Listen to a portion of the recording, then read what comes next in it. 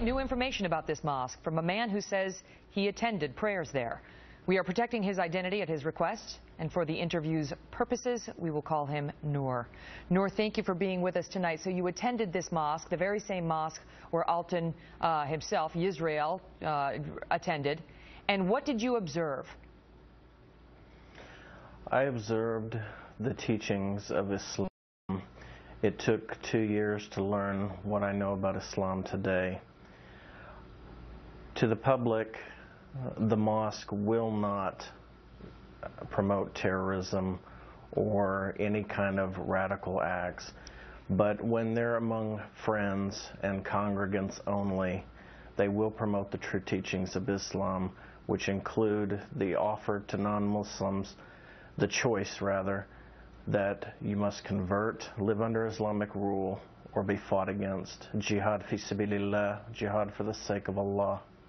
So behind closed doors, you felt that the mosque was much more radicalized than they let on to the general public. Well, let me tell you what they say now. They have come out in response to this beheading and condemned it. They say that their hearts and prayers go out to the victims, and they have expressed condemnation of his behavior and said he does not stand for Islam. They'll say that to any media presence. However, when I was attending the mosque, I was specifically told, for example, concerning suicide bombings in Israel, that we do support these acts because, as it was told to me, this is the only weapon the Palestinians have, but do not mention this to the media because they would not understand. I understand you had another incident where you were with two people from the mosque and there was a discussion about what they would do if Osama bin Laden himself showed up at their house. What happened? That's correct. I had two friends at the mosque. One of them is now an imam. His name was Yahya Graf, and the other one was named Jihad Rashad. Both of them at the time attended the Islamic Society of Greater Oklahoma City.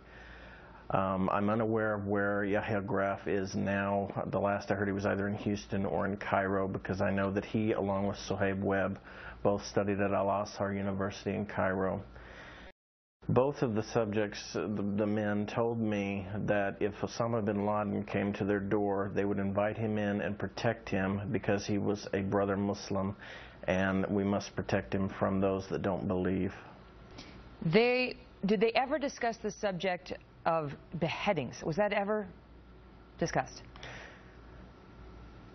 The only time that beheadings were discussed was in the means of which you confront the infidel, as it is related to in the Quran, that when you meet the unbelievers, you should smite at their necks.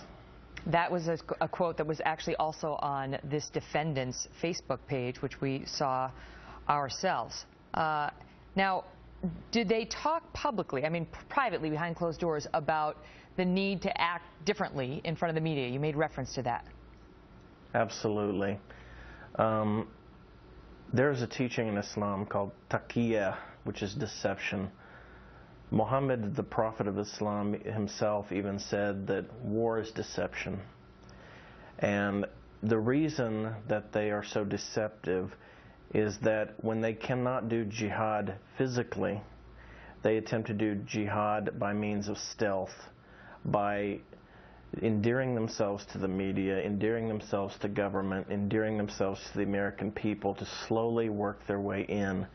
But they all believe in their religion, which teaches that, according to the hadith in Sahih Muslim, that when you approach the non-believers, you must offer them a choice to convert, to live under Islamic rule and pay the jizya or poll tax and live in submission, or you will be fought against, which is jihad fi sabilillah, which is what you see now with ISIS and Al-Qaeda and various other groups throughout the world. But clearly this can't be true of everyone who attends this mosque. I mean, they can't all be radical.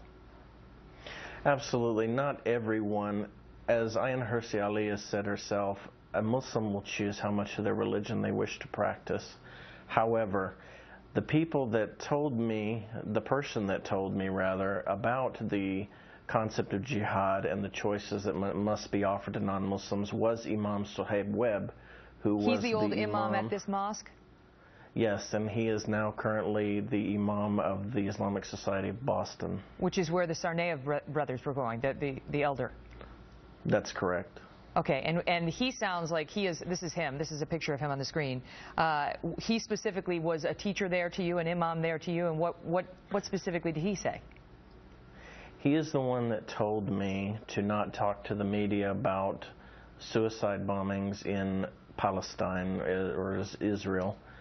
And he is the one that first told me about the concept of jihad, the teaching that Islam allows 3 choices to be made to non-Muslims, and eventually they're all going to have to make that choice to convert to live under Islamic rule or die. I understand there was a time when you were invited to fire weapons north of Oklahoma City by somebody you met at the mosque. What happened there? That's correct. The 2 individuals I was with were both fellow converts. One of them was, from what I'd been told, a Jewish convert to Islam named Suleiman. The other one was either in the military at the time or had just gotten out of the military, and his name was Rashid. They invited me to go shoot weapons. Now, I'm from Oklahoma. I have no issues with guns, so I just figured it would be a fun time with friends. However, when we got up there and we put out the targets, Suleiman said, well, this target is going to be George W. Bush, this target is going to be Ariel Sharon, and I don't remember what the other ones were, but they were famous people that were considered enemies to the faith. I know you left the mosque because you felt it was too radical, and you've been back from time to time in more recent years. When was the most recent time? The last time I was in the mosque was sometime in 2011. And did you hear the same sort of discussions as you've been referencing?